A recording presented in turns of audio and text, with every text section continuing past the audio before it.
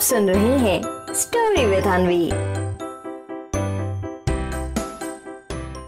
एक बार गजमुखासुर नाम का एक राक्षस था। वो बहुत ताकतवर बनना चाहता था। इसके लिए उसने भगवान शिव को प्रसन्न करने के लिए तपस्या की। बहुत दिन तक वो ऐसा ही करता रहा। जब भोलेनाथ ने देखा कि गजमुखासुर बहुत दिनों से उनको खुश करने की कोशिश कर रहा है, तो वो गजमुखासुर के पास आए और बोले, गजमुखासुर, मैं तुम्हारी तपस्या से खुश हूँ। बोलो, तुम्हें क्या वरदान चाहिए? गजमुखासुर ने जैसे ही भोलेनाथ को अपने सामने देखा, वो खुशी से खड़ा हो गया और अपने दोनों हाथ जोड़कर बोला, हे भोलेनाथ, आप आ गए। मुझे बस आपसे एक वरदान चाहिए। भोलेनाथ ने तुरंत बोला, हाँ गजमुखासुर, बोलो, तुम्हें क्या वरदान चाहिए? भोलेनाथ की बात सुनकर गजमुखासुर बोला, प्रभु, मुझे आप ऐसा वरदान दीजिए जिससे ना ही कोई देवता और ना ही कोई इंसान मुझे मार सके। इसके साथ ही कोई दानव भी मुझे ना छू सके। मुझे इतना ताकतवर बना दीजिए। गजमुखासुर की बात सुनकर भोलेनाथ उसे तुरंत ये आशीर्वाद दे देते हैं। बोलते हैं, ठीक है, मैं तुम्हें ये आशीर्वाद दे रहा हूँ, लेकिन हाँ, ध्यान रहे कि तुम कभी भी मेरे इस आशीर्वाद का गलत इस्तेमाल नहीं करोगे। कभी भी किसी को परेशान नहीं करोगे, वरना सभी लोग बोलेंगे कि भगवान शिव ने कैसा आशीर्वाद दे दिया है कि वो सभी को परेशान करता है। भोलेनाथ की बात सुनकर गजमुखासुर तुरंत बोलता है, जैसी आज्ञा आपकी प्रभु, मैं कभी भी किसी को परेशान नहीं करूँगा। और इसके बाद भोलेनाथ गजमुखासुर को आशीर्वाद दे देते हैं। आशीर्वाद मिलते ही गजमुखासुर बहुत खुश हो जाता है और वो वहाँ से चला जाता है।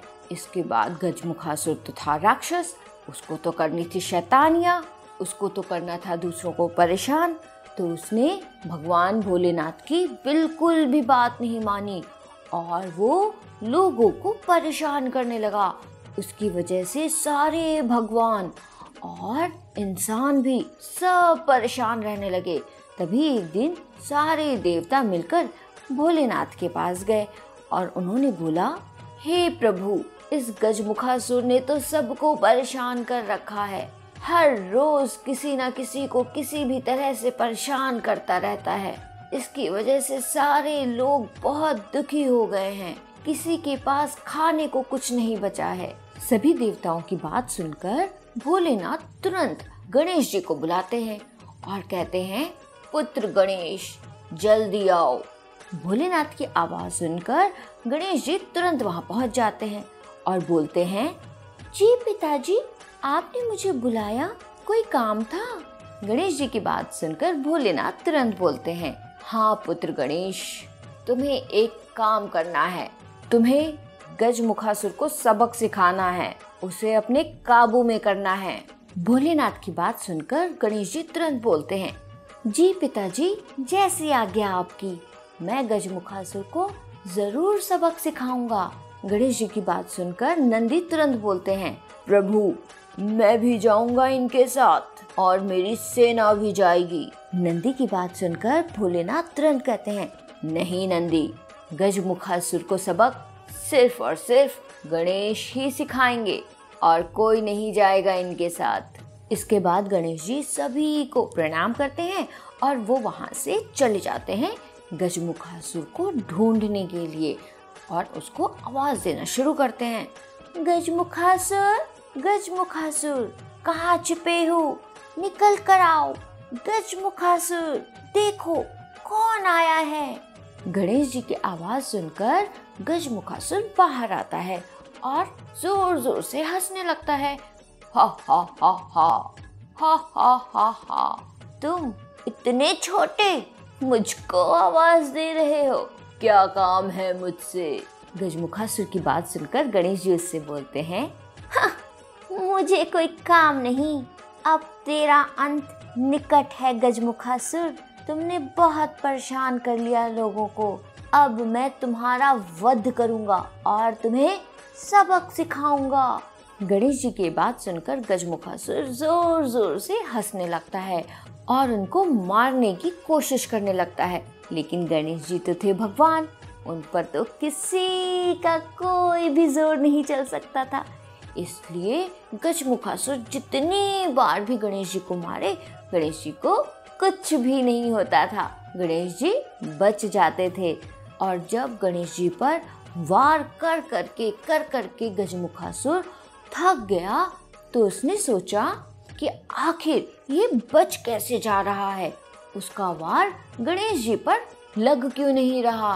तभी गणेश जी हंसते हुए बोलते हैं, हाँ गजमुखासुर, तुम यही सोच रहे हो ना कि तुम्हारा वार मुझ पर लग क्यों नहीं रहा।